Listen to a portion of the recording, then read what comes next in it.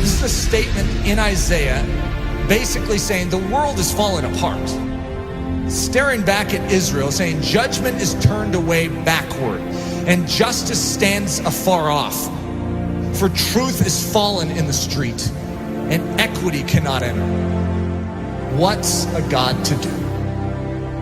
And he saw that there was no man, and he wondered that there was no intercessor. An intercessor basically means one who fills the gap.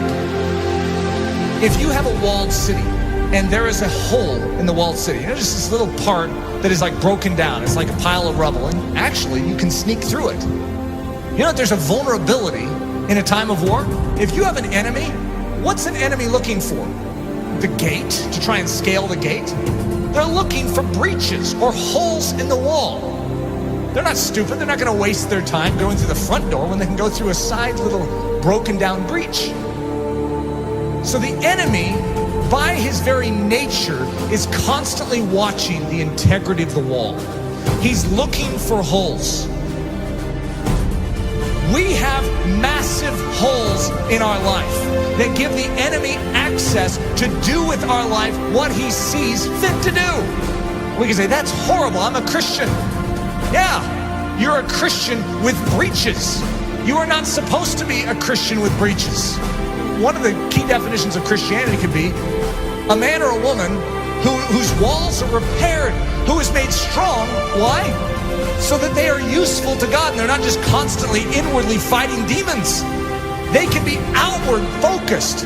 God says to Israel, I will bless you so that you can become a blessing to the nations. God's pattern is to make you strong so that you're useful.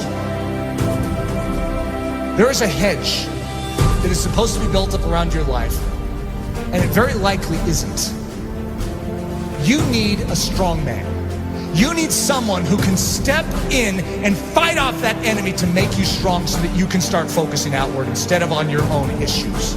Most of us as Christians, the church is so weak because we have literally less than 1% of our time that is able to focus outward because we are so caught up in our issues and our difficulties. Even the healthiest among us, we have issues. We have difficulties, whether it's relational, whether it's financial, whether it's health, we have issues. And there's a dying world out there. You know that estimated 150,000 people died and went to hell today? Let's think about this. What did we all do about it? Did we take a step forward in beginning to do something about it? Or are we just stemming the tide from our life falling apart even more than it is? We are living on the defensive instead of the offensive. What we need is the same thing God was looking for back then. The walls are broken down. The city is in disrepair. Israel is without a defender. Where's the intercessor? You know who Jesus Christ was? In a nutshell, he's the intercessor. He's the man who stands in the gap.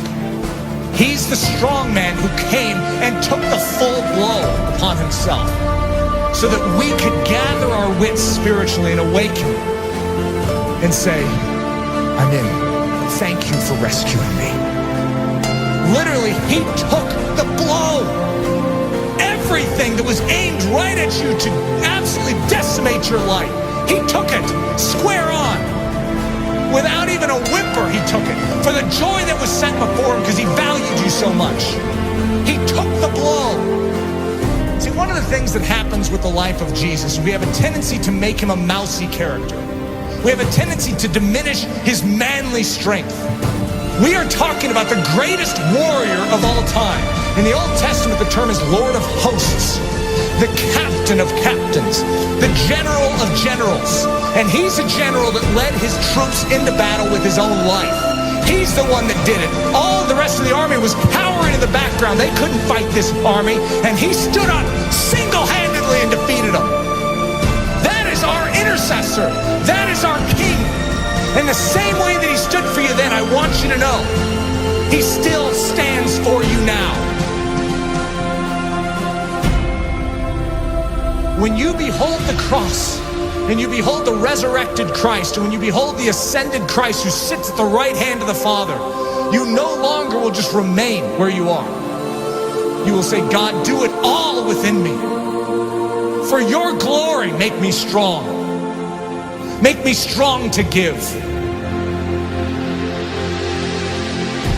God is looking for an intercessor, someone who will make up this breach. We need to become a body that is thinking about every single one around us, as opposed to ourselves. Coming to church going, I need to be prayed for this week. What about who can I pray for this week? Just a different mindset.